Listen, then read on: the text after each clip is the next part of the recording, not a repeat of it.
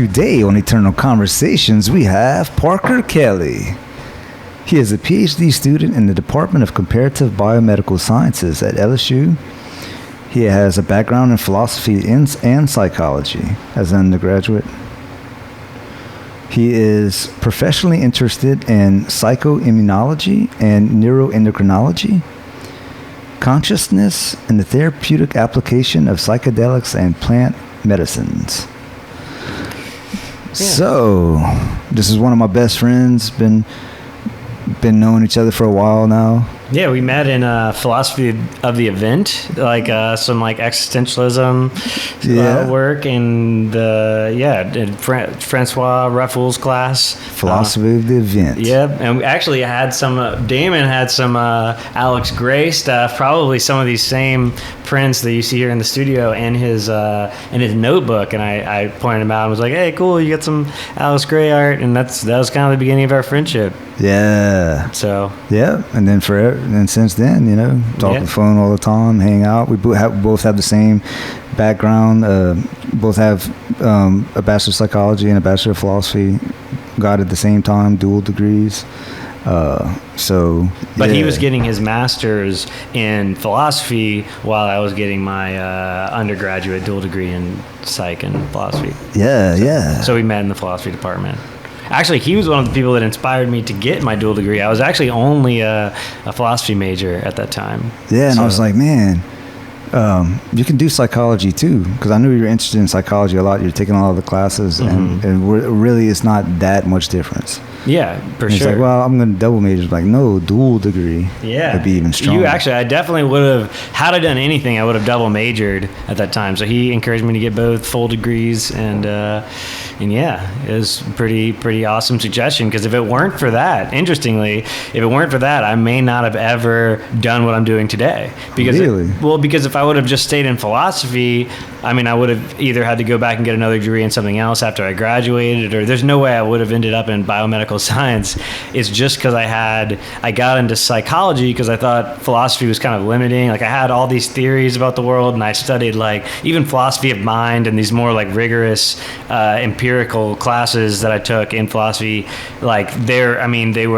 They could only derive a lot of their ideas from scientific evidence that had been gathered in neuroscience or different fields. But so I was itching for something more empirical. So Damon and some other people inspired me to study psychology as well. And then when I was in psychology, I took some classes on the biological basis of psychology. I think the first one was drugs, brain, and behavior. And I was like, oh, this is me. This is what I want to learn about. So I chose my focus in the psychology department to be biological basis psychology, and ended up taking neuropharmacology and sensory perception and a bunch of other cool classes. And if I hadn't taken those classes, I would have never got my first job in biomedical science, because I wouldn't have known what I was talking about. So I can thank Damon a little bit, at least, for inspiring me into my career that I'm in now. Yeah, we've definitely altered each other's paths of life and being, for sure. yeah, definitely. Yeah, dude, we've helped each other out a lot, kind of helped each other grow a lot. So yeah, it's pretty cool. So yeah, man, so what's it all about? What's going on? What's what all about? My life, or what's this about? The whole universe? Yeah, why is there something rather than nothing? Like, why? What's it all about? Yeah, I don't think that anybody can really answer that question, especially not in words, certainly. But I definitely don't think that science gives us any sort of answer to that question. I don't think that there is an empirical answer to that question. That is, potentially discoverable. I don't know. I guess it depends who you ask, maybe. Is meaning something that's just, transcribed onto the, blank slate of human consciousness? Is it just something that exists as an archetype, or that is just, kind of a placeholder for us to, fill with information? Or is meaning something more fundamental, like a lot of religious traditions would have us believe? I'm not sure. I don't know. I've had a lot of interesting experiences that have, and read a lot of interesting philosophies or that are derived from other people's experiences that, give me ideas of what it may all be about. A lot of my experiences just kind of led me to believe that there's no way that my puny human mind can ever really grasp the immenseness of cosmic intentionality, or more fun, the intentionality of Brahma, or something, the Atma, and something, sort of mind way larger than myself. But the simplest answer I could probably say is for play, for fun. That's why everything exists, because it likes to. Yeah. But that's it's all like a dance.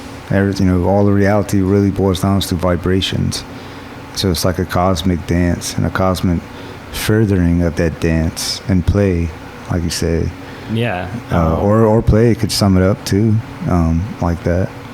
So tell us. But I don't know if that's my mind just so desperate for, because I think the reason why we want meaning, why we have such a predilection to feel like we need some basis of meaning in our lives is because the way that cognition works is, at least left brain oriented, linear logical cognition, is that it's you have a set of assumptions, and based upon those assumptions you derive truths about the world.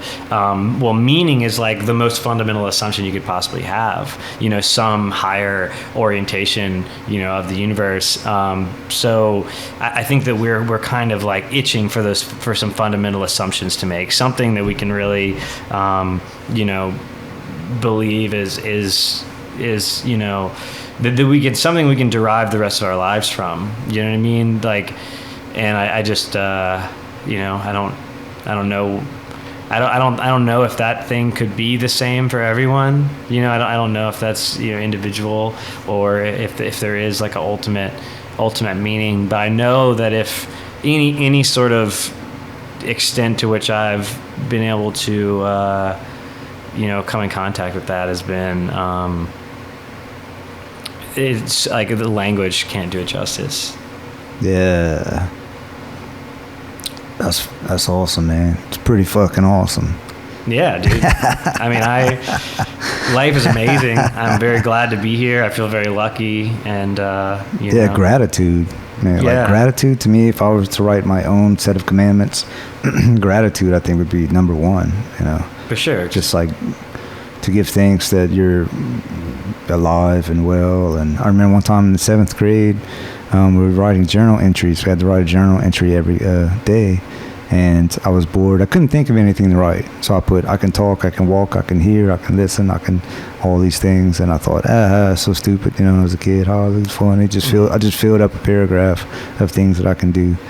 But now looking back as an adult, I think that is actually the best journal entry I ever did in my life. I mean, it reminds me of the, however many, I on purpose tried to make it the most stupid, but it's actually the most intelligent. Well, that maybe tells you something about, what's the most fundamental, philosophy or notion that could exist. Is maybe sound kind of stupid. You know what I mean? It's just, it reminds me of the gates thing in Buddhism, where they talk about the senses, and they talk about the many gates that basically the portals through which you can access reality is you can communicate, you can hear auditory noises, you can communicate verbally, you can feel, you can see, you can smell, you can whatever. It seems like you are kind of articulating this. If you're a being in the world, there's gonna be some mediating modalities of your sensory capacity that allows you to come in contact with the world. You know what I mean? And then that's kind of, it's interesting. You can walk, you can talk, you can speak, you can hear. Have you been to the temple lately? The Buddhist temple? Actually, no, dude. Tay really wants me to come. I told him I would come right when I finished the semester, but it has been so brutal. Like, the summer is less stressful because I don't have school, but the amount of work. This is my first of all, this is my first year in the PhD program. Yeah, tell us about the program that you're in and what's going on. I'm in the program of Comparative Biomedical Sciences at LSU. We're a sub-department of the Louisiana State University Veterinary School. So that means I just do biomedical research just as somebody would do at a medical school.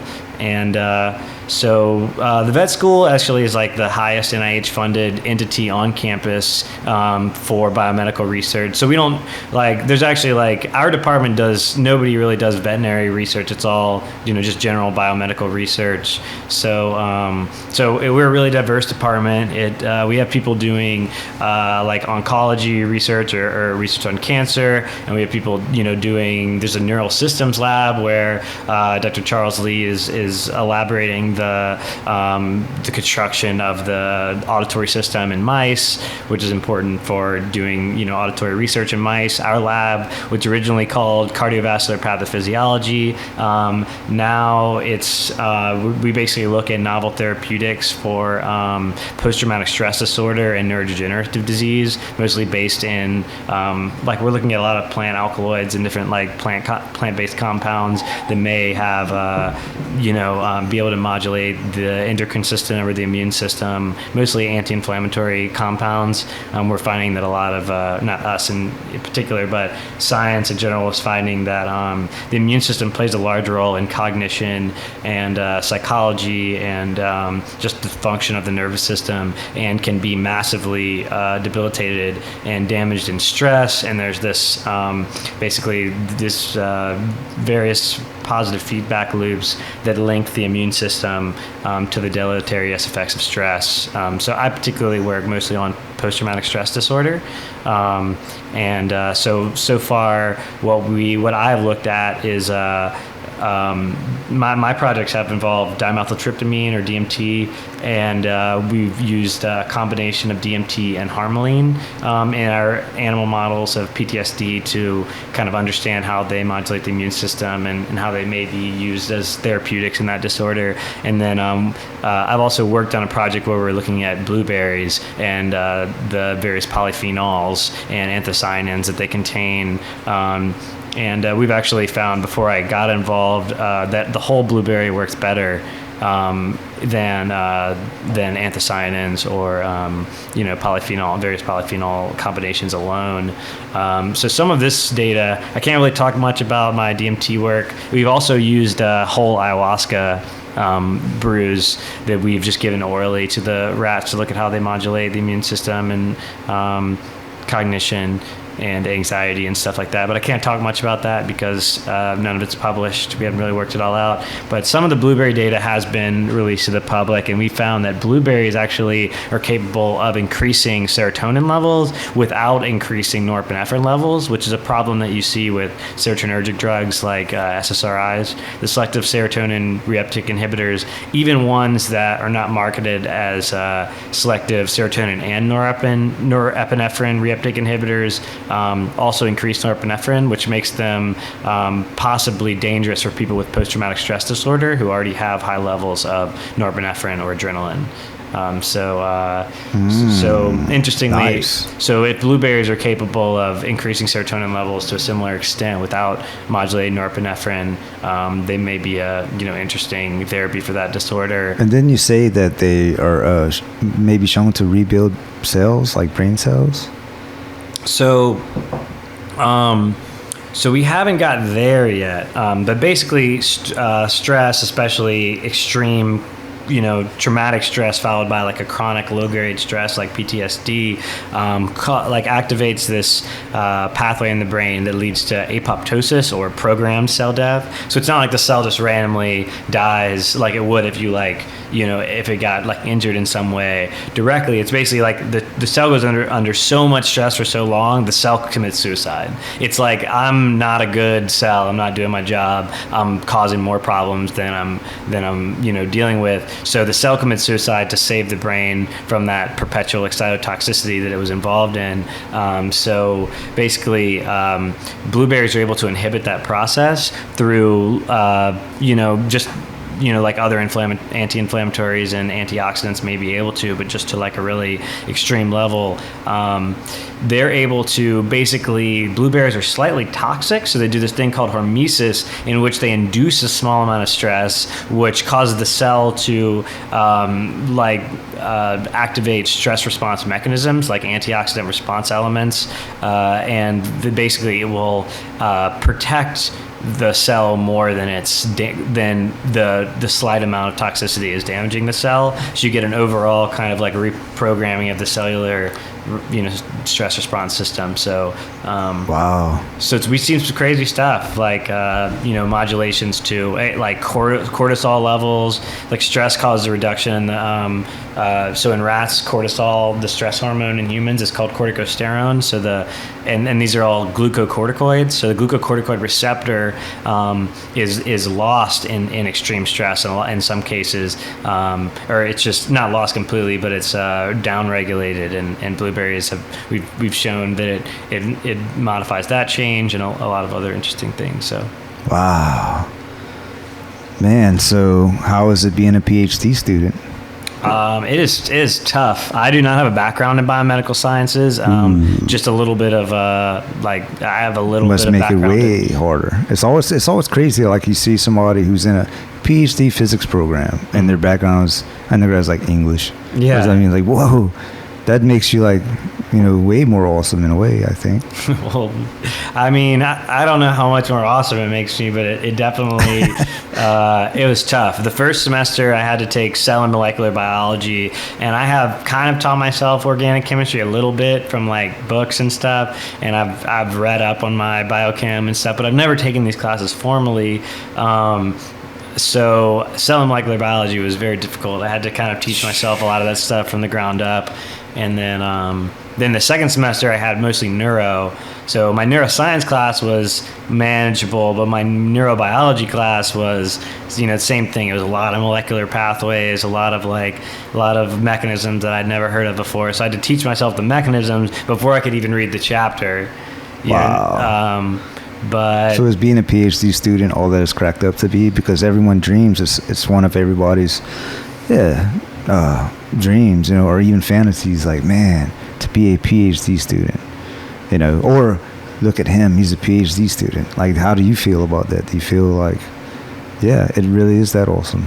I mean, it's basically just been like really difficult, like for me so far. No time for reflection, maybe. Not much. I mean, it's awesome.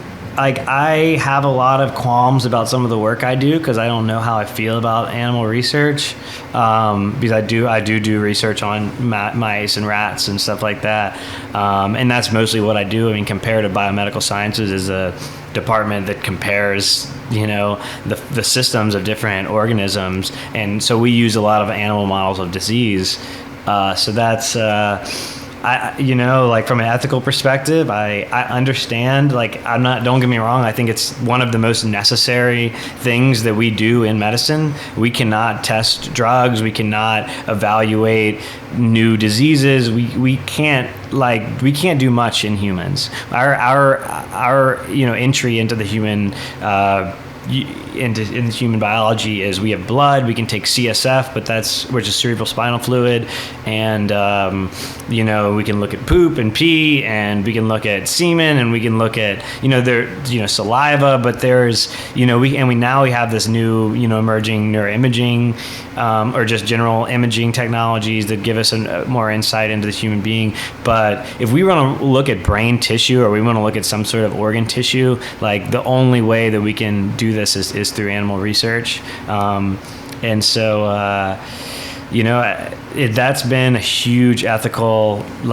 weight that I experience a lot doing this work, but I do believe that it's necessary, and the benefits that are going to come from it are going to be greater than the suffering we cause. But I actually am kind of in I want to promote knowledge and understanding of animal research, because I think that the regulatory agencies and everybody has a DLAM, a Department of Lab and Animal Medicine, and they have huge ethics boards that every experiment you do, you have to pass through them to make sure that animals are getting the best life they can have, and it's a highly regulated process. But I think that I don't think that a lot of organizations like PETA and stuff like that really understand, like, first of all, how necessary it is and how many regulations are over it already to keep the animals as comfortable as possible.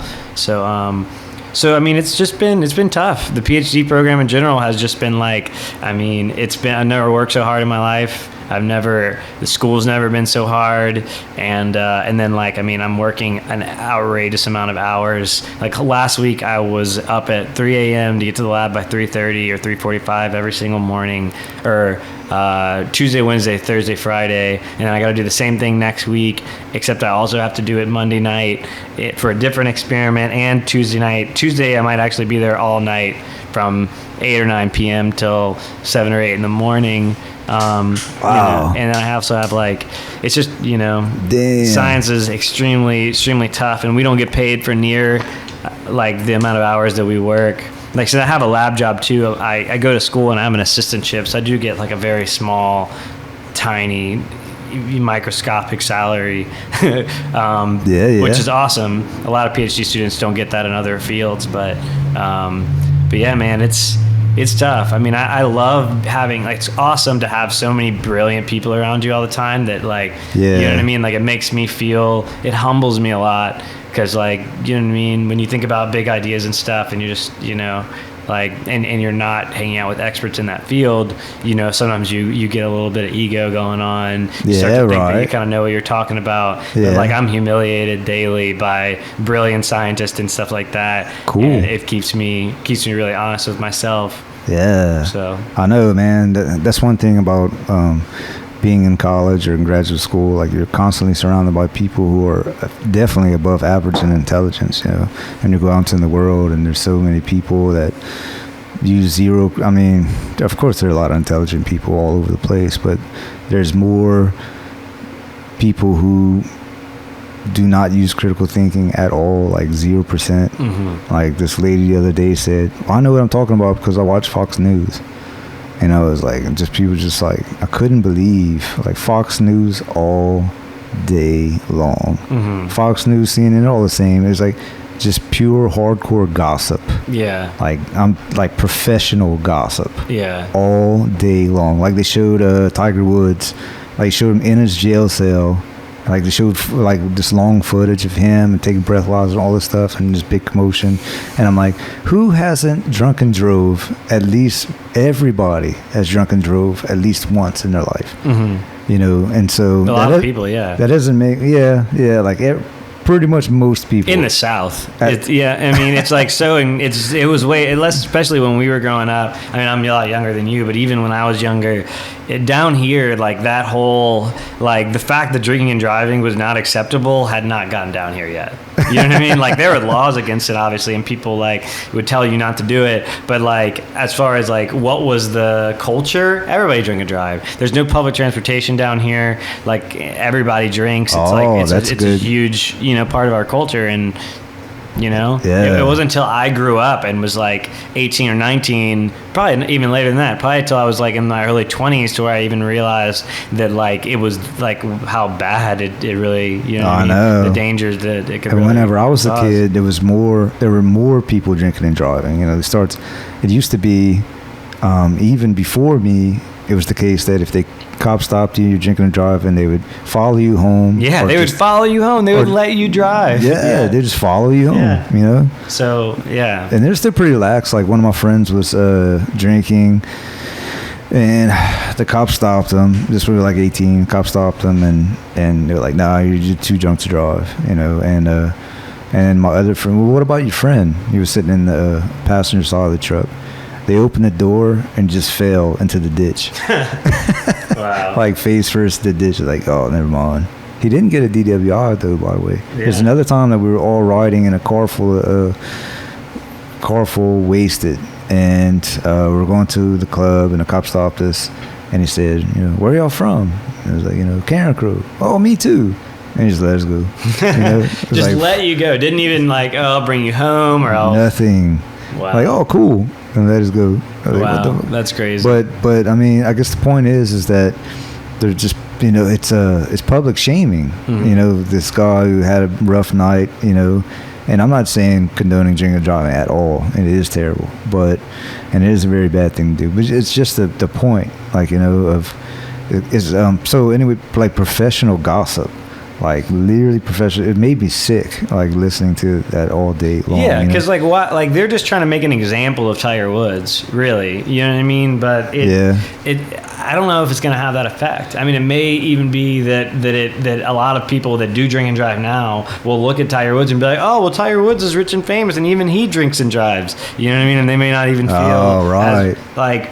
They're just, people are going to be attracted to that, right? They're just looking for some sort of like magnet for they're looking for like some way to like manufacture public attention so that they can get ratings. They just know that that's going to, be an attention. And you have all these people in suits talking confidently, like they know exactly 100% what they're talking about politics and what's going on in the background and who's right and who's wrong. And I'm like, whoa, And this lady I know, she said, she was like, I know what I'm talking about. I watch Fox News all day.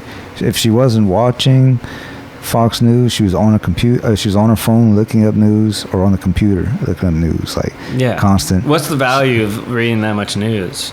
Yeah. So I mean, especially that news. I mean, and it's gossip and hearsay because no one really knows exactly what's going on in the background. Even like Tiger Woods. It's just probably a lot of propaganda or like just like trying to distract your attention from other stuff going on.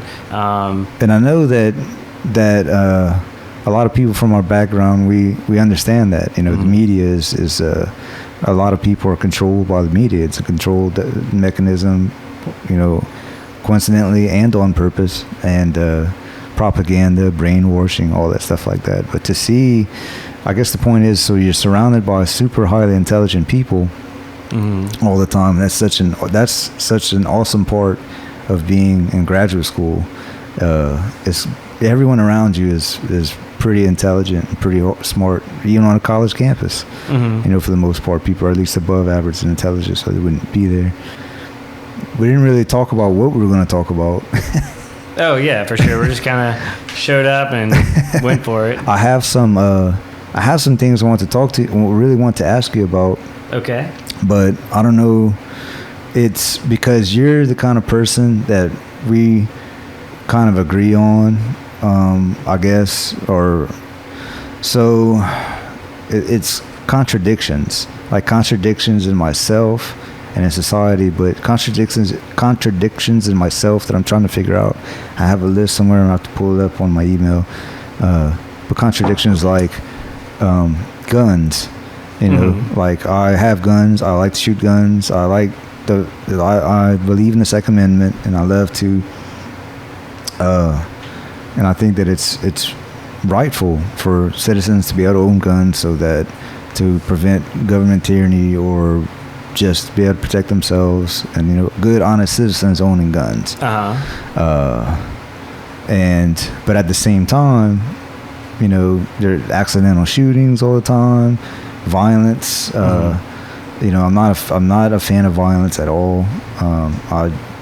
Or killing or guns or any of that stuff like that. But there's that. There's I don't know it just depends. Like or porn, porn, is it a good thing, or is it it can be a good thing. It could be an expression of self-actualization of women who in other circumstances could not express themselves that way, like or have like personal power of their lives. I mean, I know of a lot of women who have like put themselves through law school or higher education or even bachelors or just get degrees from stripping or from pornography or from selling dirty filthy socks on the internet that they've been working out in that dudes are interested in for whatever reason. Like, for sure. And the gun thing, I mean, I certainly believe in the rights to own guns, but I'm also like in any gun. I'm not against assault rifles or anything like that, but I do think that they're like I'm down with getting rid of the loopholes for gun shows, and I'm down with getting rid of like loopholes that allow people access to guns without, you know what I mean, without proper, vetting of those individuals prior to their purchasing firearms. So like anybody getting their hands on guns. Yeah, no, I definitely think I'm a believer in regulation. Definitely. I mean, I think that I almost believe that everything should be legal if there's proper like channels through which you can go through to acquire that thing. Yeah. You know what I mean? Same thing with drug legalization. I think that like, I mean, maybe some extremely dangerous substances like crack cocaine and, methamphetamine and like, maybe diacetylmorphine or heroin, like should potentially maybe be illegal. Fentanyl. Although, they, maybe they shouldn't be, immediately accessible to the public.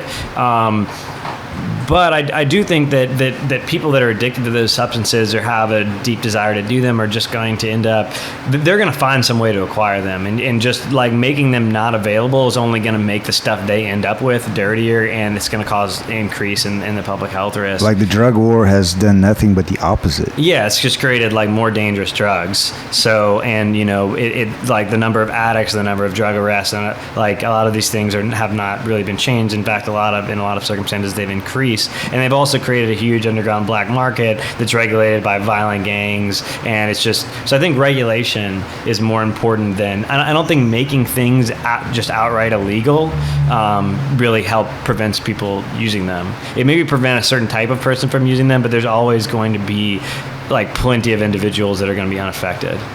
Yeah. By that sort of legislation. It's just going to create, an enemy for those people to hate, especially opiate addicts and people that are like really running, in a lot of cases running away from pain and, oversensitivity or poor childhood or mental disorder or whatever a lot of these people are dealing with, and a lot of times it's a lack of connection, to other people in their lives, and they're bonding with drugs instead of bonding with other human beings. I think that, making those things illegal is just going to make those people hate the government, and it's just going to create an enemy of the state. So I think that either if you declare yourself an addict and you need to get your fix, then maybe the best thing is for the government to supply that to you in a safe area where you're not doing it on the street, you're doing it in a doctor's office.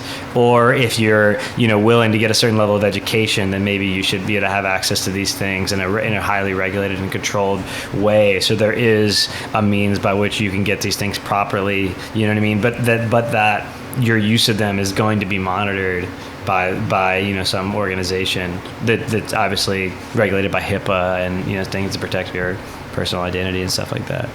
Yeah, definitely. And the same thing with guns. What about guns? So like, I am a fan of the Second Amendment. I am a fan of citizens being good, honest citizens or whatever, being able to own firearms and for various reasons. But I don't like violence, For sure. But see, I don't think that guns always directly lead to violence. I think they just exacerbate it. So like you're really pissed off, you're going to get in a fist fight, but if you remember you have a pistol in your truck, you might go get that pistol because you realize that It may help you avoid the fight if you scare them. But if they have a pistol too, then, it may be worse, or, it changes the situation for sure. But see, I think that sort of situation should, the violence was there to begin with. It's individuals who, utilize weapons for, ill will, and same thing with drugs. You know what I mean? It's not, drugs are not bad, guns are not bad. It's the way that people use them. So I think that it's like, obviously taking guns off the street has done massively positive things for Australia. Their murder rates have plummeted. It's a lot of the same things have happened in Europe, and so you can't argue with the functional consequences of increased gun regulation. But nice. So I don't know. I feel like ideologically I just wish there was better regulations and there was a way to just directly vet the individuals who are going to be using guns. But the problem with that is most gun crimes are done with illegal firearms. right?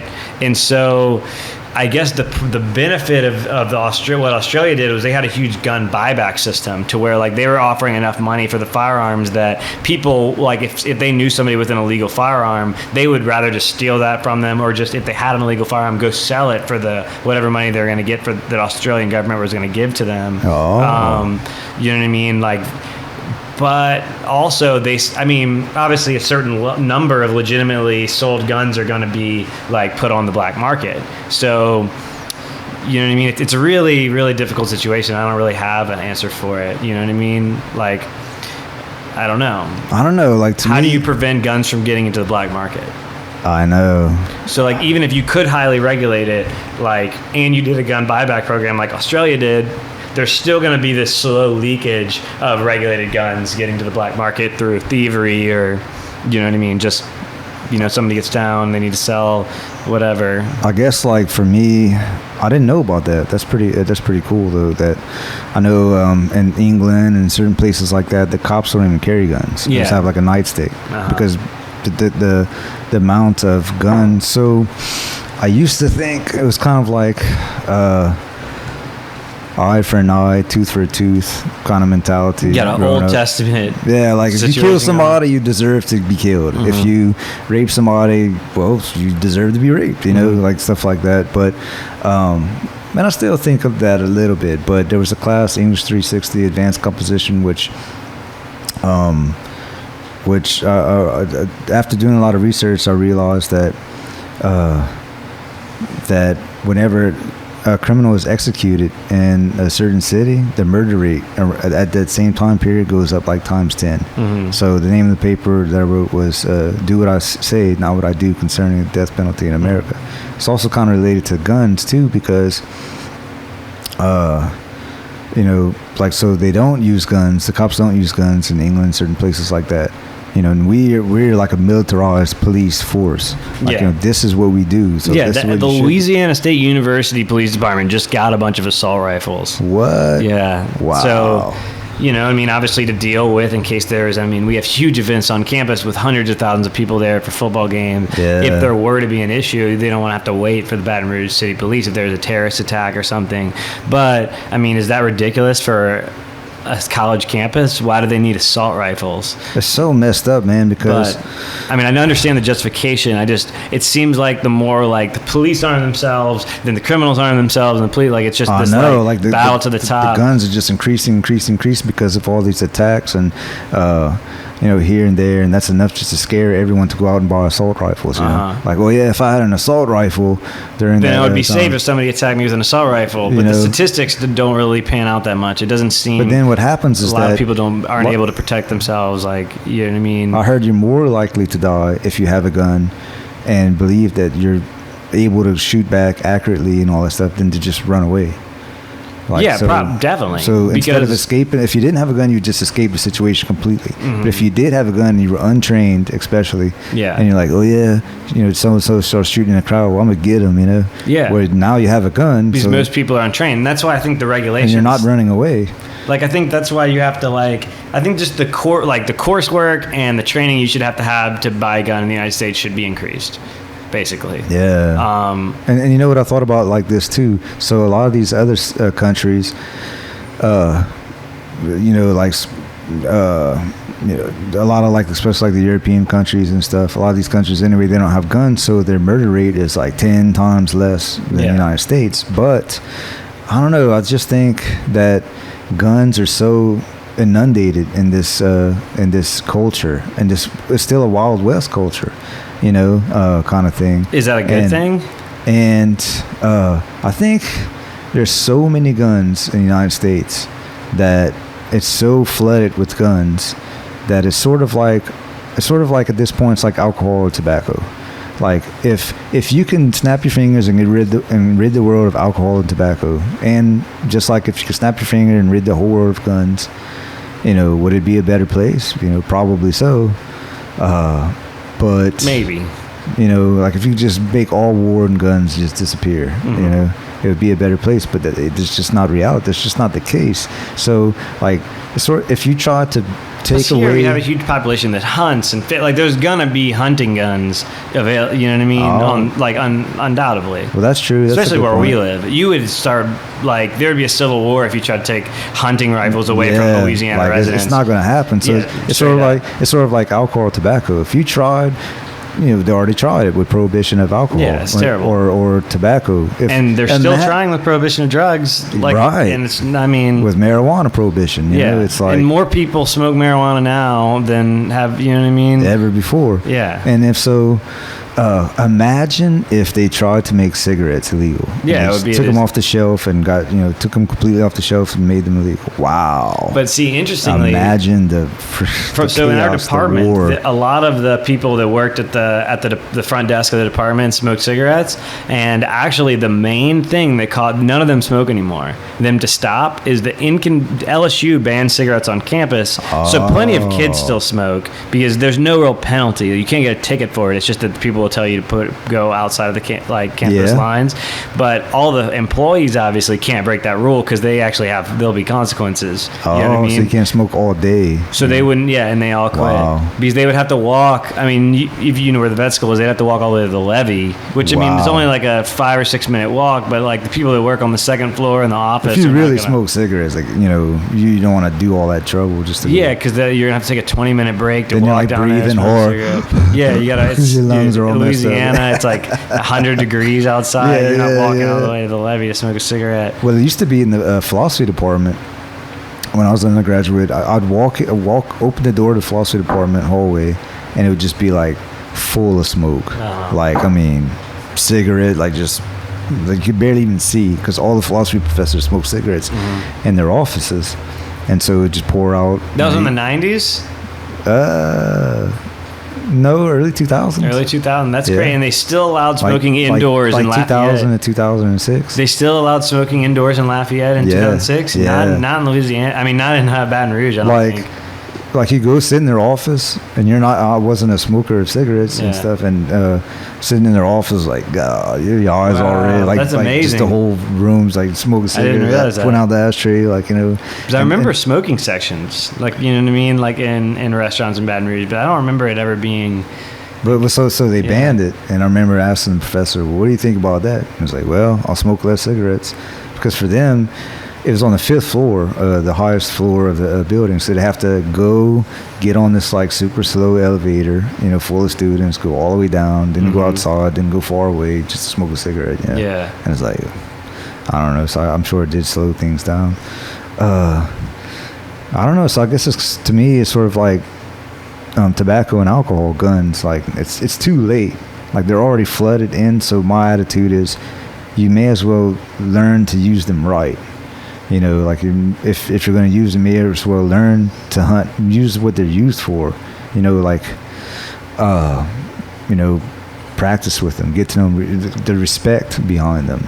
So on an individual level, that seems totally plausible. Like if you were to give a recommendation to some individual person, but is that something that me and this morning, my girlfriend and I and my roommate were talking about like what makes a good parent, like what makes a good father. We were talking about discipline as like one of the most important things. So like on an individual level, if you could just communicate with parents about like how they should teach their kids relationship to guns, that would be awesome. But is that something that you can really promote on a national level, where there's undoubtedly going to be a massive amount of either zero gun education or miseducation, or like somebody grows up in the city, they move to the country, like they're not going to have any background in gun use when they move, you know what I mean, far out in the woods, or like, you know what I mean. There's such a conundrum, you know, like that's why I think there's got to be. You know, I think education is the key to a lot of our questions. I think you're right, because cigarettes, like the number of teenagers that are starting to smoke cigarettes now is way down compared to what it used to be. Yeah. And it used to be the fashion that everyone smoked cigarettes. I heard you'd go to the doctor's office, and the doctors like smoking cigarettes. They used to have cigarettes on planes. Like, imagine that. Yeah. You're in like a especially if you're a non-smoker. encapsulated, like you're in an encapsulated, like airtight like jet, you know, with these, I don't know, 100 people and they're all smoking cigarettes. Like, Yeah, what dude, the world?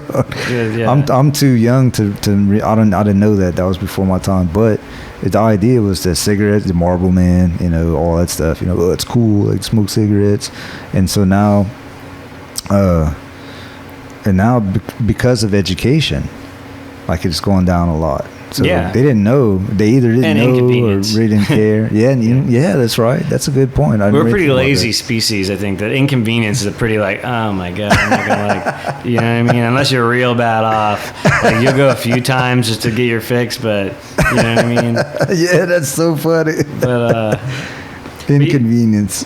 but dude, I really think that education is the main issue. If we are truly in a situation where we're not going to get rid of all the guns, I like the buyback programs. I think that's really really awesome to like take, because that does a good job taking illegal guns off the street. Oh You know what I yeah, mean? and instead of saying we're gonna go house to house and take your guns, It's like, just if you offer a good enough price, like people are gonna. You know what I mean? Yeah. Like they're gonna want to sell. They're like, I can use this gun to sell drugs or like do whatever illegal activities I'm gonna do with it. You know what I mean? but at least they'll whatever. But Or you can have $100 right now cash. You know, Yeah. it's at least taking advantage of an impulsive person. that is pretty awesome. But That is pretty awesome because but also education, dude. I think that, I mean, I don't know how I feel about socialized education entirely. I think maybe at this point, and maybe to the point where we need to make higher education a fundamental right to our citizens, independently of their, the amount of money they have or whatever. But I think that like we have to do something to increase the education of the populace, for sure. In all different realms. wait, what? Increase the what? The education, like the general education level of the populace. Oh, you know yeah, what I mean? yeah, Like, yeah. I mean, even if it's, I think it's important, like, to offer, trade schools and stuff like that. Mm-hmm. But I do think that it's just like, just having a more diverse education, especially in elementary, middle, and high school, and then also having, I think we should change the way education is structured. I think it should be more oriented toward play and teaching kids how to learn and how to get interested in stuff than it should be like memorizing times tables and definitely. doing mechanistic work. I know, man.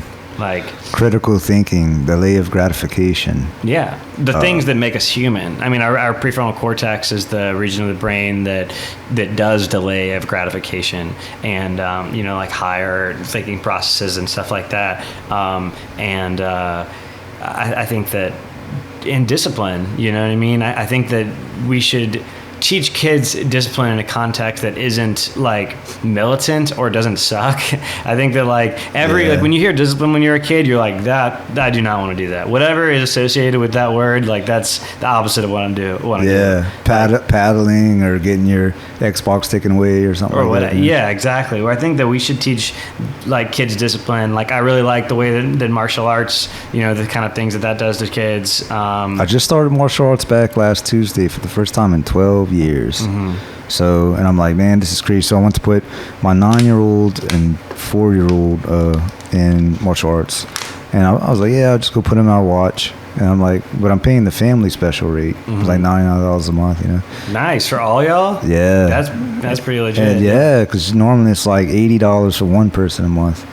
And then it's like reduced for each additional member. But so I was like, yeah, so I put them in. And I'm like, and I was like halfway to my black belt in Taekwondo as an undergraduate, like 12 years ago, and then put them in, and I saw them, and I was like, yeah, it's kind of getting fired up. I'm like, well, I want to do it too. Yeah. I'm like, I don't know how I'm going to do it. 30 years old, housewife, kid, my own business, just everything, but I said, I don't care. I'm going to do it. And one of the reasons why, and I thought about it, and I'm still very well in shape, but in comparison to a lot of people my age. But anyway,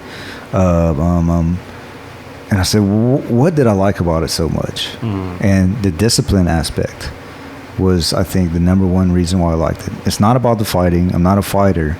Like, I don't go out looking for fights, but it's the discipline aspect. Yeah. And I like what Jocko Willink said on the Joe Rogan podcast discipline equals freedom.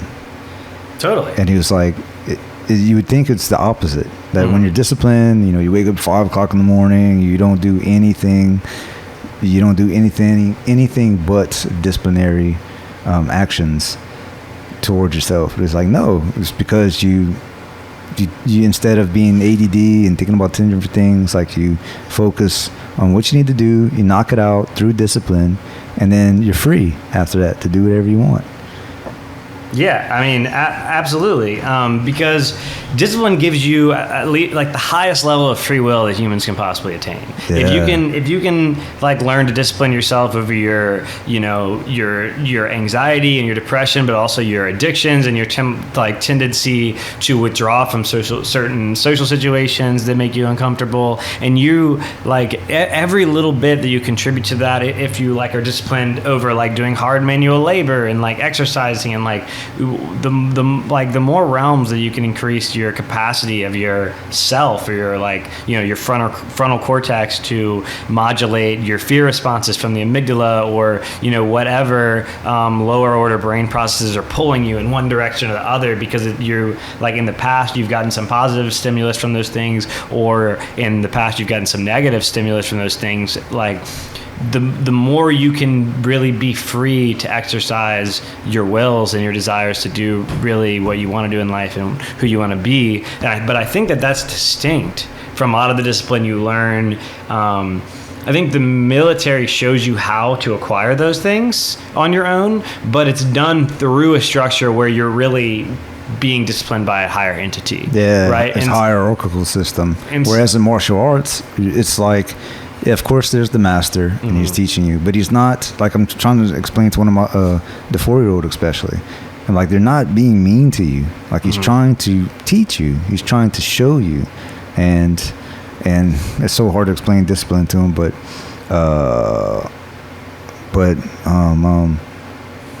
the thing, what I like about martial arts too, is it's a solitary sport.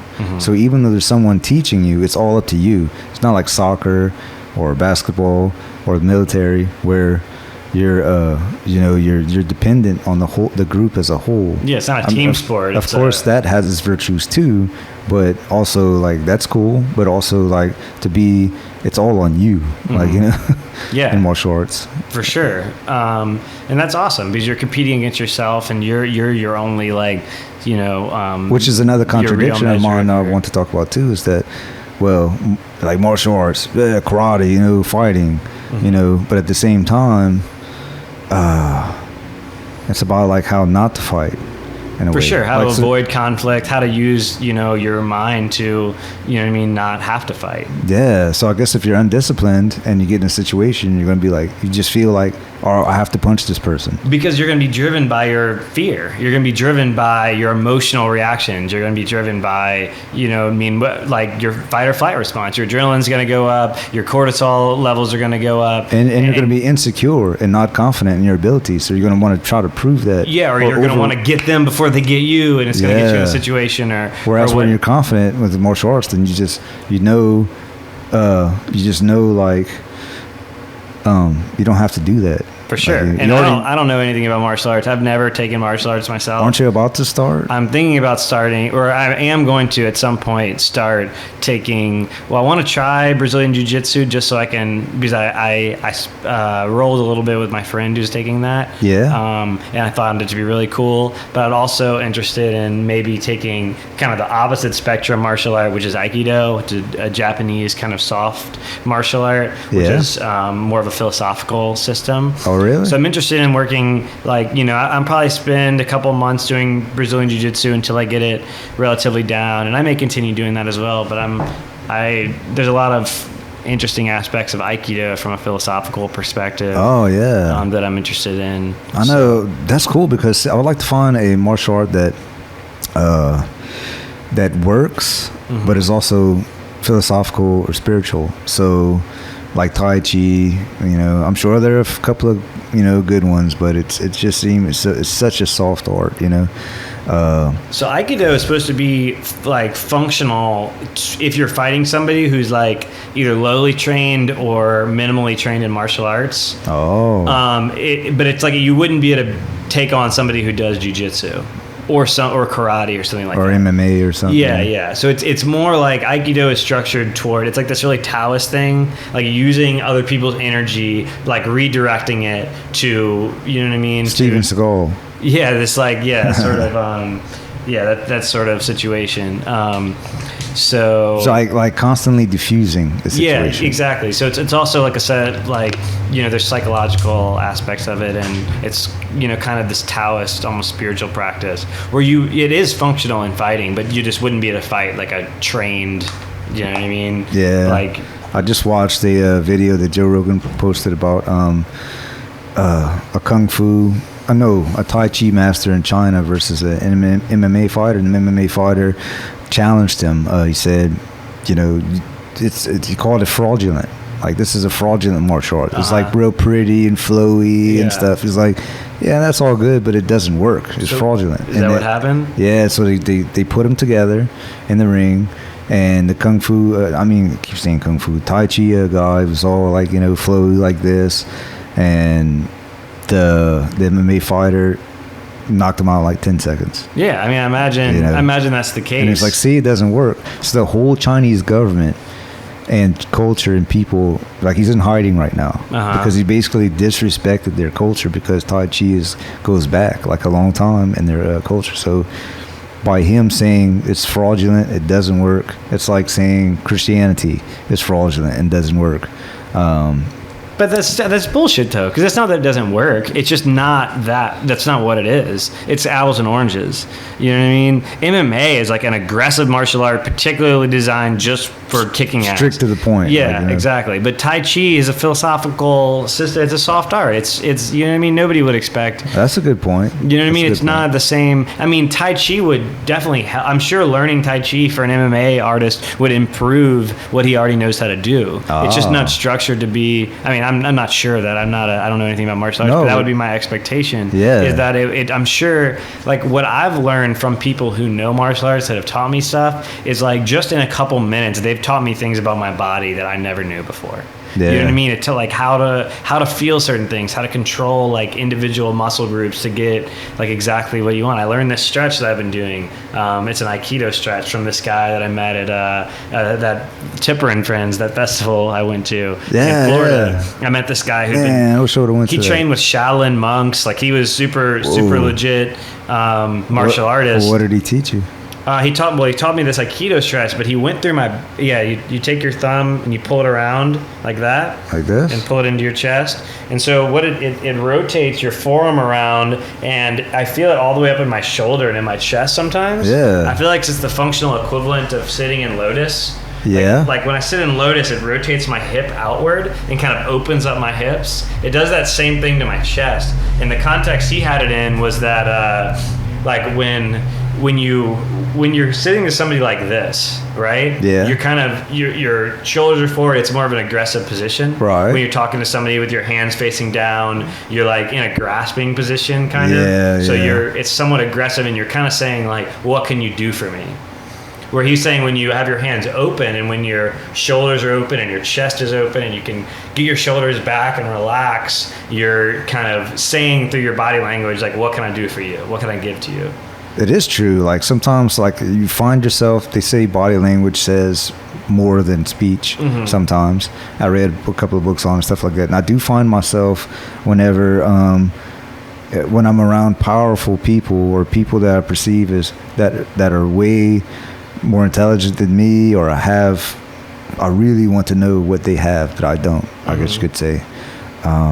And I'm willing to serve them however. Anyway, when I'm just naturally, I notice when I'm in that situation, sometimes I'm like arms stretched out, palms facing them. Yeah. I'm like, because it makes you humble. I'm and like, whoa, you know. And then after the fact, I think, wow, look at me. Like, my pupils are probably dilated.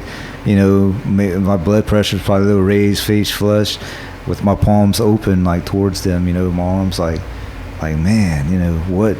You know, for sure. And I think that they've shown they have this whole I think the best explanation I've heard of it is in this like for a brief thing is for this TED Talk.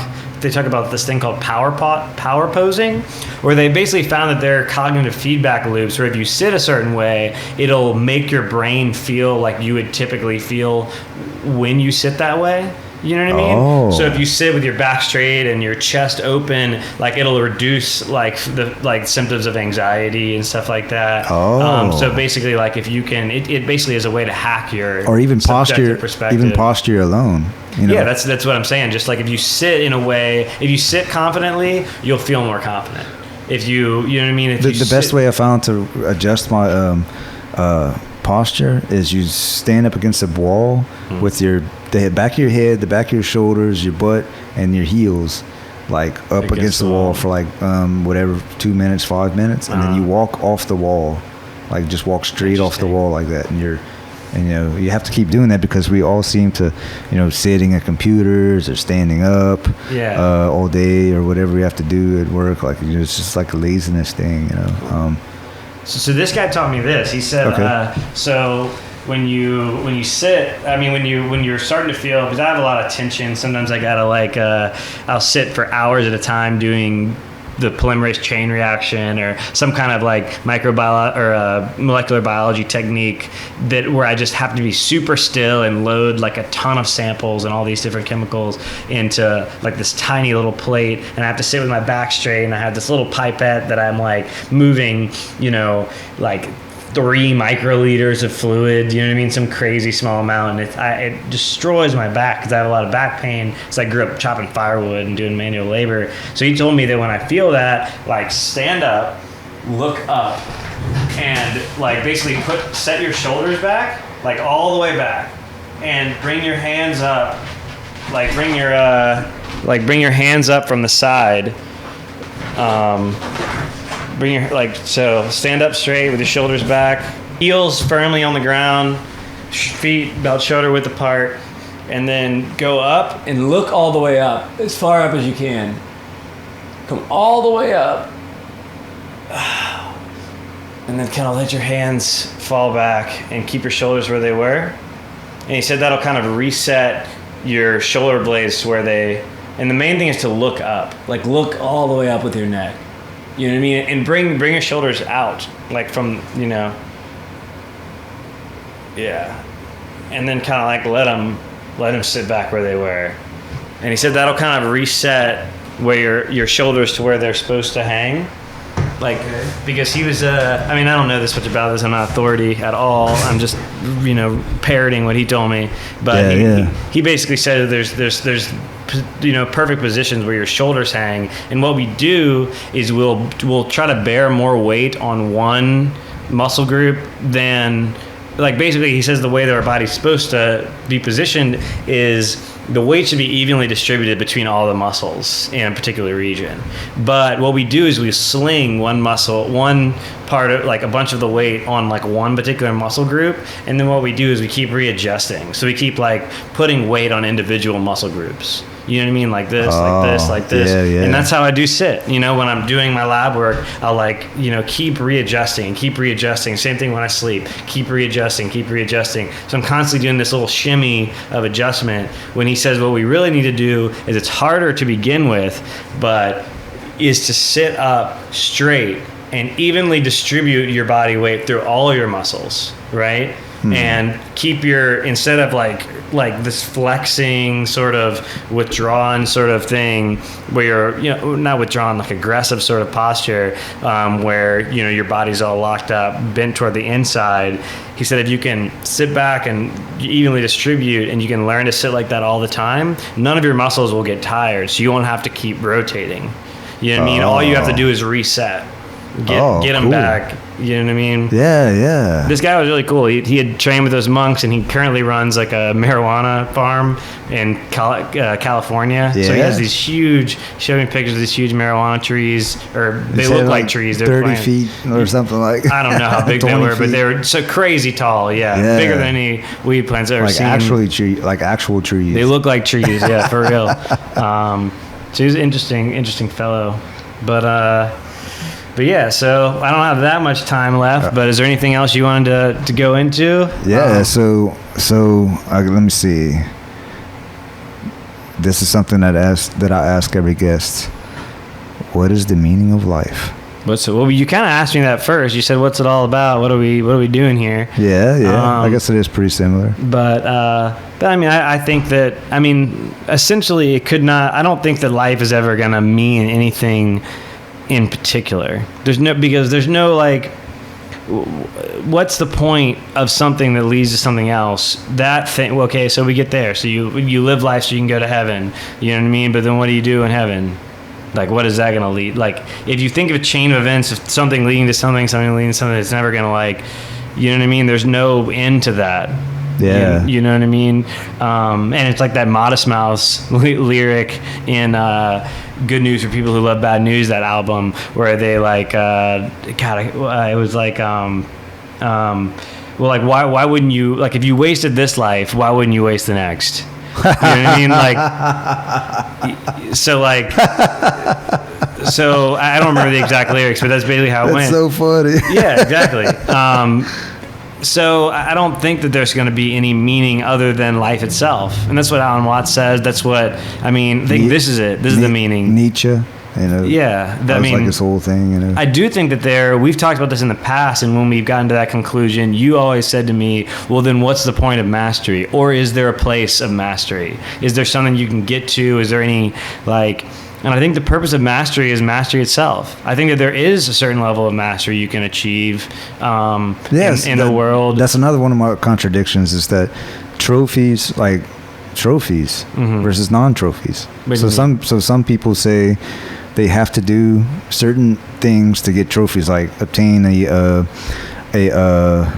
college degree. It's like a trophy. Get a black belt, like that's a trophy. Get a PhD. Get a PhD. That's a trophy. Mm-hmm. You know, publish a paper. That's a trophy. Have some symbol of success. A decent house. It's a trophy. A certain amount of money. Obtain a certain amount of money. Yeah. That's a trophy. Like, they're all trophies, and so in a way, it's like, I just want to be as simple as possible. Just live in a one-man tent, you know, in the woods, and accomplish nothing, and just be one with. But is that a trophy? Haha. Yeah, that's a good point. Like, you know, I've obtained nothing. Yeah, I've obtained nothing. Yeah. It's all. Oh, all right. That's. I don't think there's any, like. There's nowhere you're gonna get to, and it's terrible. That has been some of the most difficult, like, you know, I've had a few psychedelic experiences. You know, I've gone to Peru and done ayahuasca. I've done ibogaine in Mexico, and I've done the toad medicine, 5-methoxy DMT in Mexico, and in Peru I've done San Pedro. Some of the darkest trips, and not out of, like, absolute darkness, like, they weren't evil or what I would consider evil, but, like, the most difficult things for me to deal with is this lack of particular meaning, or you realize there's nothing you can get to that's gonna, like, relieve your anxiety, or, like, there's nothing that's gonna, like, you're gonna be able to get to or acquire that's gonna make you really feel good. Because I used to think, like, oh, if I only had this car at first, you know, 16, if I just had the perfect truck, if I, like, had all the cool stuff that I want, I'd be happy. If I just had this perfect girl, if I could just get this girl to like me, if I could just get this many friends, or, like, if I could have this cool party or whatever, you know, when you're young, like, you know, whatever, like that, or later, you know, if I could just write a cool book that people would like, or like that I would get a New York Times bestseller, if I could just have money, or if I could just get a PhD and be a scientist and be a doctor. But in a way, it's like, what's wrong with that? There's nothing wrong with it, but it's only putting the fact, like, your whole hope in that, thinking that is really going to give you happiness. That's bullshit. That's never going to happen. As long as you realize that it's just a game. Or that that's just something you want to do, but it's not. It's gonna be, like, the whole process of doing it, like, all that stuff is gonna be wonderful, but it's not gonna get you anywhere. You're always just gonna be right here. Yeah. You're always just gonna, like, and it's scary, you know, because your brain wants to be like, no, like, I gotta find. There's got to be some way out. There's got to be some way to escape. To escape death or to escape, because like I had experience on ayahuasca where I didn't die. I'd never died. I had an experience where I just had this past life sort of experience where, and this, I'm not saying this is literally true or that I literally had this experience, but in my mind, but it could be, yeah. But my brain synthesized this experience where I had been basically this thing that is living forever. I was basically, so you just keep changing bodies? Changing bodies. I would live a whole life. As I remember, my most particularly memorable one was I was an Indian woman. I remember being a little Indian girl and playing soccer on these dirt roads in India, and then I remember getting married. I have this image in my head of being in a beautiful Indian wedding dress in front of a mirror spinning around. But I would die, and then I would wake up and in my body and throw up on ayahuasca, and then fall back into this vision until I was something else, and I was another person, and I was animals, and eventually, like, I never died. Wow. You know what I mean? I was just this. Maybe I would merge with, the Atma and the fundamental self of the universe or whatever. But nonetheless, that like life persisted. So what I wanted then was to die. All I wanted more than anything in the world, every time I would come back my body, was to go to sleep, like to not be conscious. Wow. Because I was like, please, like I can't. I was so tired. Yeah, exhausted. I was exhausted from life after life after life. From infinity. Yeah, exactly. And it was all I would, like, I remember there was this middle ground where before I would become a person, like in my vision, there was this like pillar of white light in the center of this like infinite expanse, and the light would like shine through all these patterns, and those patterns were they seemed like archetypes to me, or fundamental patterns of that compose reality. And those basically, like when I would get into that area, like I would eventually slip and fall into one of the patterns, and that would be a life. But I remember the one time I got back to that area and I screamed out as loud as I could, like, who's in charge around here? You know what I mean? And it echoed out into infinity, and it came back, and I heard it. You know what I mean? And it was me. Like I was God, kind of, or I was and it was like hell. I just started like running and screaming, like, no, like there's got to be some authority. There's got to be somebody who can help me. Wow. And I remember yelling, like, who designed this fucking trap? Like, who put me here? Like, who's in charge around here? Who put me in this bullshit thing where I can never escape, ever? Like, do you know what I mean? And it was you. Wow. You did this. And that's why I just, like, was sobbing, like, oh, no. Like, I'll never get out. There is no way out. This is it. This is the whole thing. And to a large extent, I think that was a delusion. That was a delusional experience, but I think it was also very real. I think that, like, if you look at something from one perspective, it's going to be fundamentally, you see what you're looking for. And what I was looking for then was a spiritual experience, and I just got in way over my head. That was my intention for that trip, was like, if there's a God, I want to see him. And I basically looked in the mirror, you know what I mean, and saw. But it could be also 1,000,000% true. So I know what you mean. Like, some of my mystical experiences, I'm like, could be hallucination, just a pure hallucination. Mm-hmm. But at the same time, it could be like or it could be 1,000,000% true. And I was just able to access what I normally can't see. Perhaps, but I think the fundamental thing is that, like, all what I needed, I went on to have 4 more experiences, and those were all a lot, like, very positive, and they were also difficult as well. But, like, I mean, I basically had that same experience in a different way, where it wasn't as intense as the first time or whatever, but it wasn't negative. It was basically like this joyous thing. Like Alan Watts says, the joyous cosmology is one of his books.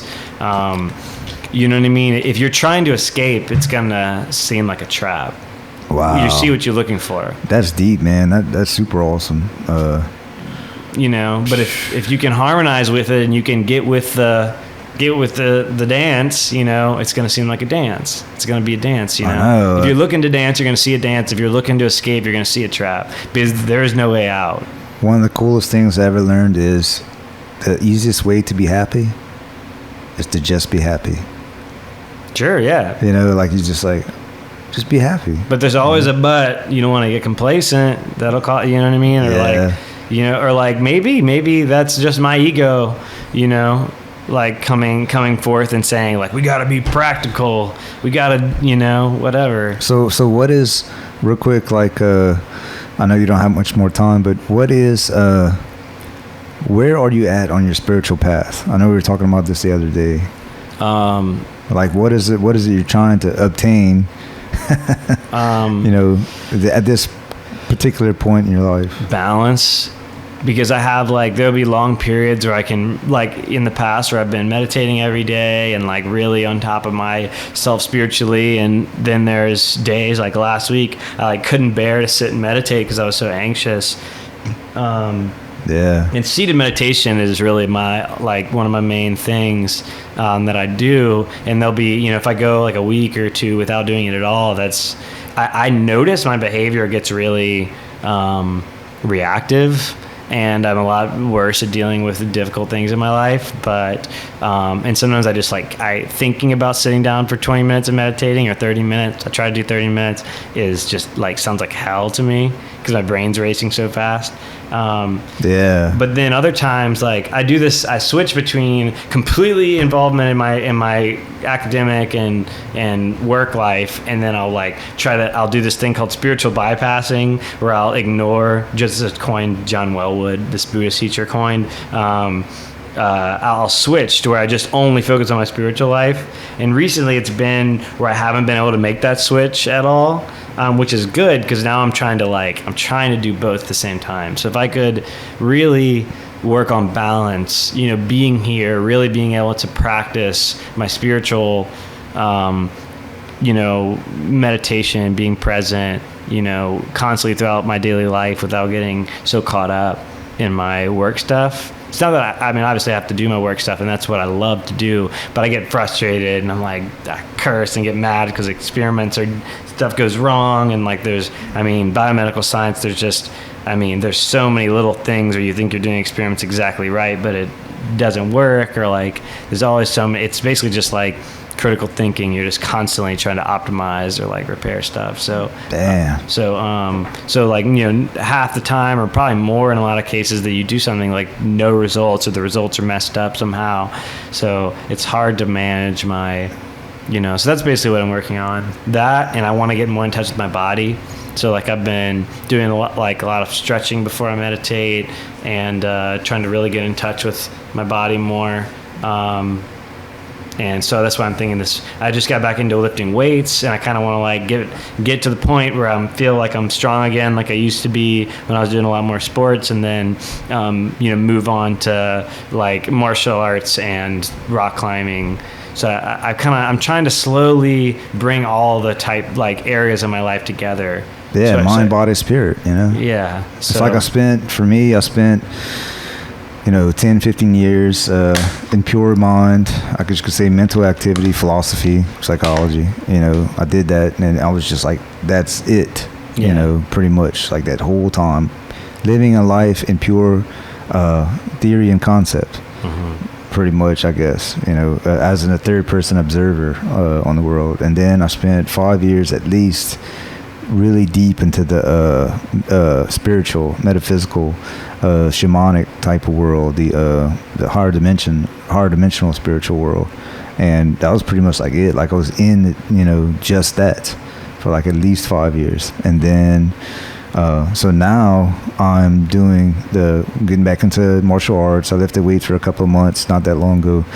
And so now I'm purely in the physical, no theory. I'm trying to graduate to the aconceptual, and be in pure action and pure, just this focus on this exterior. But then at the same time, it's been a couple of months since I've been doing that, since I've focused at all on the spiritual. Mm-hmm. And the mental and conceptual, I left behind a while back, having to work and stuff like that. And it's so now I'm I did that separately. Now I'm trying to find a way, how can I do that all at the same time? That's going to be really difficult. I guess for me, where I'm trying to achieve is to live in an almost constant state of satori, Satori being that type of experience, or say, and everyone has these experiences where it's just yourself all alone in nature, in front of a mountain or in front of a beautiful river, or just surrounded by trees, and it's just those peak experience, self-actualization moments of just being, you understand like where you are, or your place in the universe, and how everything is just perfect. There's no past, there's no future.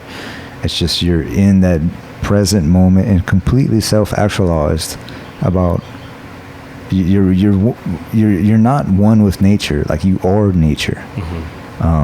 And so those types of moments, I'm trying to expand them and to live in them as much as possible, but like you were saying too, you also have to do stuff.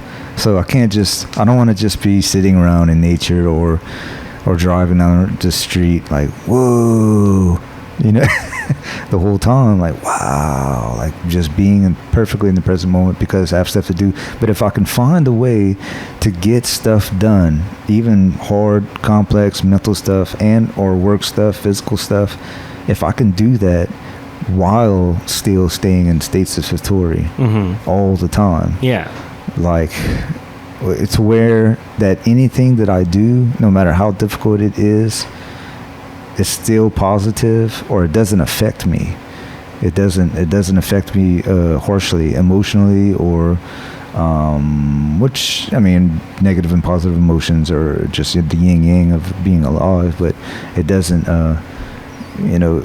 like sometimes our work starts to build up in a negative way.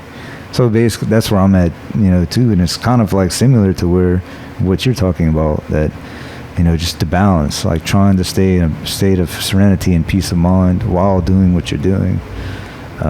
For sure. And so the thing is, there's a trap there though, because if you're you don't want to block out the negative. You don't want to block out the anger. You don't want to block out you maybe for a while you do. It's important to like cultivate those pathways. Like there's a phrase in neuroscience that's big. Everybody talks about it. It's neurons that fire together wire together. So the more you are in a particular state, the easier it's going to be in that state, and it is for you to be in that state in the future. So there is a benefit to positive psychology and cultivating various states of mind, but at the same time, like, you don't want to create more conflict. You don't want to ignore things that are giving you information about yourself. So like when I get angry, why do I get angry? You know what I mean? Why? Like, so I try to ask myself. You don't want to be like an escape from reality. Exactly. Just like that's what, in my ayahuasca experience, I was so kind of caught up in a lot of things. That's why I wanted God. That's why I wanted some experience of the spiritual that I hadn't achieved at that time, because I was trying to escape. And of course, when I got that experience, I was in a trap and I was trying to escape. Oh. Right? Yeah. So it's, it's a lot of it is acceptance of how it is. You know what I mean? This didn't work. You know what I mean? I'm frustrated. Or maybe if you try to stay in states of satori, or states in perfect presentness all the time, then, or if you were able to, just say theoretically, if you were able to achieve that and be able to be in that state all the time, but you it wouldn't be a good thing, maybe, because you wouldn't have anything to compare it to. So you have like this perfect well-being state of mind all the time, and you've gotten rid of anger and frustration. But have you gotten rid of it, or are you just suppressing it? Yeah, ignoring it. Yeah. You know what I mean? Because and you're right. Like, so I don't know how good that experience would be if you had no comparison. And it seemed like to me like you'd be living in delusion. Like if you could just be a monk living on a mountaintop for the rest of your life, Yeah, Zarathustra, but Zarathustra comes down the mountain. After 10 years, he comes down and realizes, But so like, there's this thing that Neem Karoli Baba, Ram Dass's guru, said to him, and it was like, basically like Ram Dass, like the more he would do his meditation, the more he would do his, like working in silence and his yoga and all of his different tools, he said that he went to Maharaji or Neem Karoli Baba and said, like I feel like I'm constantly like like so empathetic, like I'm so like overwhelmed by everything that's going on with everyone else. It's like I see all their suffering. I'm in constant sadness, I'm in constant like I just feel so much pain all the time. And Neem Karoli Baba looked at him and was like, "Yeah, I know, right?" Like Yeah. And so I think that it's a sort of acceptance, it's being able to feel that and being able to be okay in spite of it, or you know what I mean, being able to feel joy, being able to feel pain, like being able to dance with the oscillating or rotating. One of my DMT mystical experiences was did a little bit, and I really truly felt and experienced the pain and suffering of my immediate family, and all of the conflict, and then that was cool, and then that subsided, and then I did more, and I felt the pain and suffering of the planet, and it was like really overwhelming. But it's one of the best experiences I've ever. It's like one of the most truly being alive experiences I've ever felt. And when I tell that to people, they say, "Well, that sounds like horrendous. Yeah, that sounds harrowing. That sounds terrible." I'm like, no. I mean, it may have been a little bit. I mean, I'm sure it was difficult. But actually, not really. I don't know. Like, I took it with a smile. That's all I can say. I didn't do it on purpose, take it with a smile, but it was like, I don't know. See, I have experiences like that. I've had like on Iboga, that's basically what it was. That was my experience on Ibogaine, was just suffering of everyone else. There was a lot more. There's a little bit more than that, but a lot of it was just showing me. It was a really like they say that if ayahuasca is the mother, like the spiritual like grandmother, kind of that's the gentle spirit she comes at you with, like. Ibogaine is like the grandfather, like the stern kind of like, look at what you're doing to your life. Look at what's happening. Like, you need to understand the consequences of your behavior. That's how it felt like to me. So I just felt like a lot of suffering, people starving to death, a lot of like, that sort of thing. Where during ayahuasca, I felt some of the same things, but I was the person starving. You know what I mean? Like, I had experiences of being a starving person, but on Iboga, I just saw a lot of people. I experienced a lot of people starving, a lot of like people suffering, and it was difficult. And it's been really hard. A lot of the most difficult parts of Ibogaine were like 8 months later. 10 months later, where I had like just memories and like had to deal with some of the same pain that and I still deal with a little bit of it. And so that's kind of cool, Yeah, totally. But it's that's been a hard thing for me, is to deal with like the suffering of the world. But I think that it makes me a better person in a lot of ways, as long as I can make sure I don't get callous to it. If I'm dealing with a lot of personal stress and then I have that experience, it's hard for me to not block it out, because I just don't. My brain doesn't want to take on any additional stress. You know what I mean? Mm-hmm. But if I can not callous myself to it and just actually like let myself feel that, it's like Terence McKenna said, if we could only feel what we were doing to the planet, like we would stop doing it. Yeah. You know what I mean? It's we're not sensitive to it. Right. You know what I mean? And it's because we don't have a sensory apparatus that's unless connected. we take plant medicines. So in some cases, yeah, that does seem to like really. That definitely made a huge difference to me. DMT, psilocybin, even marijuana, it makes you do things like care about recycling, care about being a good person, like care about, helping other people. And not all cases, like some people take it and that's not their response, but it seems like more often than not, it creates a consciousness of, perspectives outside yourself. Yeah. And so... yeah. Everyone becomes like, wants to live naked in the woods, Yeah, well, it's interesting though. The one functional structure in the brain, or not structure, but network. That's awesome. Network is the default mode network, and that's the network it involves like the ventromedial prefrontal cortex and the insula and a bunch of other regions that are involved in self-referential processing. So when you're thinking about yourself, when you're doing self-relative things in the world, your default mode network is on. That's why they call it the default mode. So psychedelics tend to modulate modulate this network. So does meditation. So it either inhibits the network or changes its function in certain ways where self-reference may not be the primary mode of being, you know? So I think that's interesting. I think that like a lot of times people on psychedelics will identify with things outside of themselves, or they won't identify with anything in particular, where they'll have this experience like, I'm Jesus, I'm God, I'm everything. You know what I mean? Because I am everything, and everything is me. So yeah, so I think that you could call psychedelics maybe default mode network modulators. Cool. And so, as well as what we're finding, and some other interesting researchers are finding, that they're also immunomodulators. They may, impact the way that our body gets inflamed or produces damaging free radicals and stuff like that. So I wonder if that's the way that animals live, like cats and or all animals. If they just have in that default, modulator mode. I don't know. I mean, maybe they live in a way. I think a lot of animals probably live in a very, like, their default mode network is highly active. That they really only see things from their perspective. But because of that, they're completely in harmony with nature, because nature is kind of set up, like pre-set up in a harmony that's been established with them living like that. You know what I mean? Yeah. So I don't know if you've ever read Ishmael or The Story of Bee or anything by. Can't remember the author right now, but he talks a lot about harmony with nature and how agriculture and Western society in the past 10,000 years has taken us out of harmony with nature because of agriculture. Agriculture is something that we no longer forage or hunt for our food. We're not connected to nature in that way. We've kind of taken something from nature and made it our own, and so it creates a zero-sum game, kind of a surplus that can be lost, because we don't have a cultural tradition of being able to sustain ourselves through nature anymore.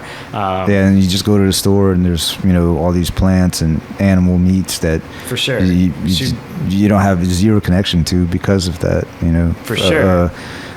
Animal farming and vegetable farming. So I think the activity of just selfishness or self-referential processing acts differently in modern society than it did.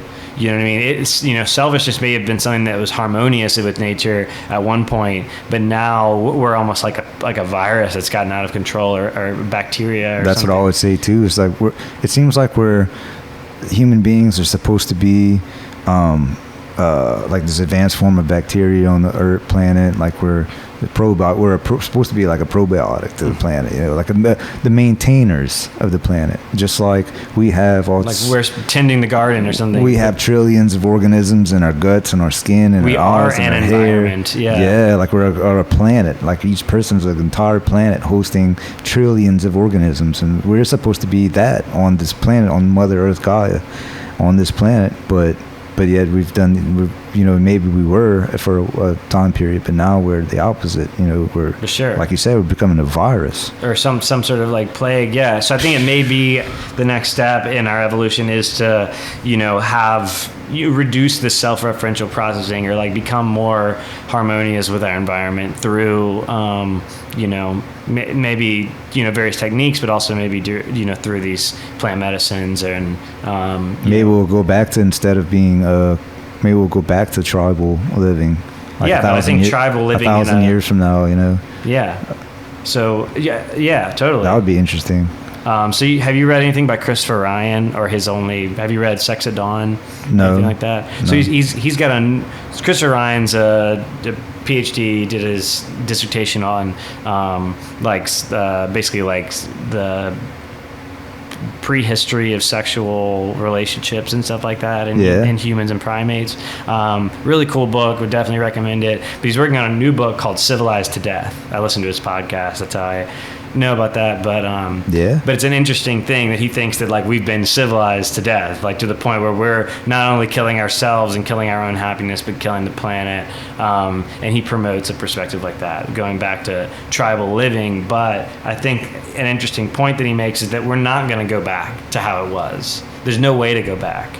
Right. You know what I mean? So like we're gonna be. My ideal is for us to live in a more tribal context through modern technology. With technology, yeah. Or through modern, yeah. Well, in a way, sort of like globalization through the internet. Mm-hmm. You know, we're all like, in some ways, hopefully, we're becoming a global tribe.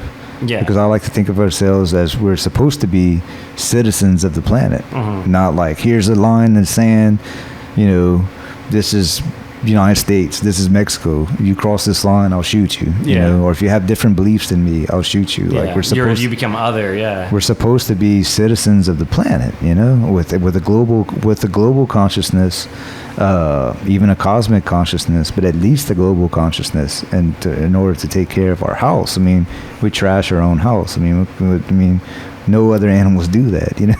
Yeah, so I think I found a bird nest in my front yard the other day, and it was made of dead sticks and twigs and plants material and pieces of plastic, like a bread wrapper, like was strung in the strings, and it was all made. It was like trash and already dead plants and tree twigs. And I was like, well, look at that, you know, this bird has made a house for itself out of recycled materials, 100% free. Yeah. You know? It's pretty, and I think that what's happened is the bird's not thinking about, you know. But the bird is probably being selfish, you know what I mean? It's just, but it can act selfishly in harmony with nature. I think we've become too powerful to do that. Yeah. So I think that now our only way out. Now we have like nuclear bombs and, you know, all this stuff, you know. I think the only way out is to you know, ameliorate that through literally reducing the activity or you know, reducing the extent to which we act selfishly, and that we can, you know what I mean, act in a way that is harmonious. That's another one of my contradictions, is selfishness. Like, selfishness seems to me to be the greatest earthly disease.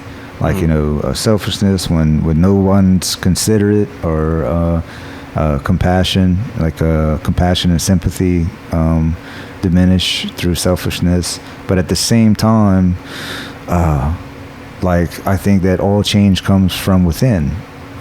Like, that true change comes from within. Someone can go to rehab 20 times, but it's not until they decide the change comes from within, and they really decide for themselves that to stop doing what they're doing, that they'll actually be successful.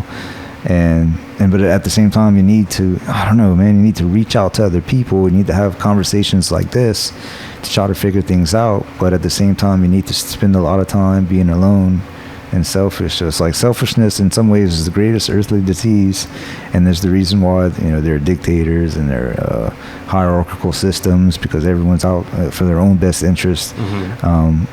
But you need to be selfish like the bird, you know, and, you know, selfish with that and with nature. For sure. And I think that that's kind of a little bit of a vague definition of selfishness. I think that we need to, one of the most selfless things you can do is work on yourself, improve yourself, so that you can really help other. So it's not so cut and dry, I think. I think that, like, with the selfishness I mean is basically like this delusional, fear-based state where you feel like you have to give yourself more than you actually need, just in case. Like, you know what I mean, to like protect yourself in case of some sort of emergency, or like, you know what I mean, or you're chasing this dragon of like getting higher and higher and higher, like a heroin addict, but you're doing that with money and security and stuff. And like, because like I said, like, if I just had a better truck, if I just had this girlfriend, if I just had, like, you know what I mean, whatever, I'll be happy. Which causes stress. Yeah, which kills you. Well, the stress, then that makes you more scared, and that makes you feel you need more stuff, and then that makes you more stressed out, and that causes you more fear, and you're running on this like positive feedback loop that's totally bullshit. You know what I mean? And so, stress kills. Stress, you know, totally causes everything. I just, like I said, stress causes, you know what I mean? Like, dude, inflammatory disorders, stress has been linked to cardiovascular disease, stress has been linked to inflammatory bowel disease, stress has been linked to diabetes, autoimmune conditions, post-traumatic stress disorder, depression, anxiety, like, you know what I mean? It's a so yeah, I think that do work on yourself. If you think that's selfish, I don't think that it is. I think that if you go out there, go in there, go inside yourself, and so you're not able to help others or cooperate or communicate, cooperate, help others unless you have worked on yourself first. Yeah, you gotta have the discipline. Sort of maybe like you can't hear what other people need. It's impossible to love unless you love yourself first. Because you can't hear what people need. You see them in terms of what you think they need, unless you're quiet enough to like really be able to open up and listen to them. You know what I mean? Be able to really like perceive what, you know, you can't help unless you can perceive what people need. You know? So like, you know, innumerable relationships are getting messed up from people, you know what I mean? Fathers giving their kids money, you know what I mean? When they really need love. Yeah. They really, like people want you to spend time with them. They want like, you know what I mean? Financial support only goes so far. Time is worth more than money.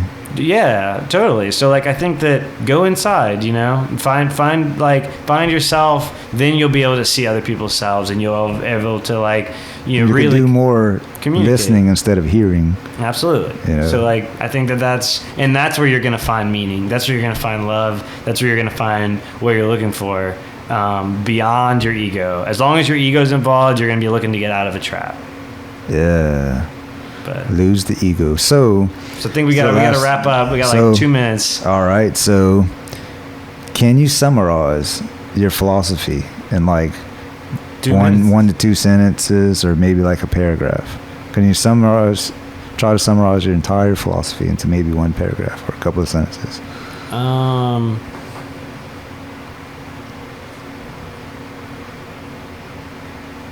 Well, I like the way Neem Kerley Baba put it. You know what I mean? Love everyone and always tell the truth. It's pretty, you know? Yeah. That as far as a functional thing. And then as far as like a descriptive idea, I like Tat Tivamasi, which is basically just means, sorry, I'm blanking for a second. Tat Tivamasi, which basically means that thou art that. You're everything you see, as well as the one who watches. Like your ego is fundamentally an illusion. It's fundamentally a meaningful label over infinite sort of unraveling phenomena that is your biological organism, and it comes after the fact. Your ego is not fundamentally who you are. Your ego being your psychological reference point, you know, that you refer to when you say I. That's not really you. I think that, you know, who we fundamentally are is this emergent phenomena, you know, on the surface of reality, but it extends to a depth that is infinitely deep, and I think that every one of us is the same being, and the differences between us are superficial rather than they're not really, you know, essential. So Tat Tivamasi, love everyone and always tell the truth, especially to yourself, you know. That's the for real. And so like I have written on my whiteboard at home, go sit, be honest with yourself. That's how you meditate. That's how you know what I mean? And that's a tough one, like being honest with yourself, you know, and your limitations. If you can't be honest with anyone else, be honest with yourself. If you're going to score a bag of heroin, don't drive over there saying that, oh, I'm just, you know, blah, blah, blah, so-and-so, this guy owes me money, blah, blah, blah. Don't, you know what I mean? Be like, I'm going to buy this heroin because I want to get high. Yeah. Be honest with yourself. That's how you slowly break the grip of your addictions, of your bullshit, of all your pain and suffering. Start with being honest with yourself, and slowly that will, you know, take the, you know, specter's hand off of your soul. Because it seems like if you go too long with lying to yourself or living in a delusionary, or just not being honest with yourself for too long a period of time, it may work short term, but long term you're going to wind up in some problems, you know. 20 years goes by and you're like, oh shit, you know, You're just digging yourself a hole. Yeah. I mean, lying gets you out of situations, like lying to other people. Like Louis C.K. has this awesome bit where he's like, I don't know how to tell my kids not to lie. He was like, it solves every problem they have. Did you break that vase? No problem. You're out of there. Like, you're immediately not in trouble. Yeah, right. But I mean, obviously the joke, it's a joke. The reality is, like, it's just gonna, like, you know what I mean? It's going to cause dissonance. It's going to cause stress. It's going to make you do irrational things to get rid of that stress. That irrational thing is going to eventually cause you more stress. You're going to be more scared. You're going to have more fear. You're going to do more irrational stuff. It's just going to... You're going to start to burn bridges. People won't trust you, after a while. And so love everyone. It's going to cause anxiety and depression. And be honest with yourself. Yeah. That's and awesome. just have a good time. Enjoy your life. You know what I mean? If you can't enjoy your life, be honest with yourself. I don't enjoy my life.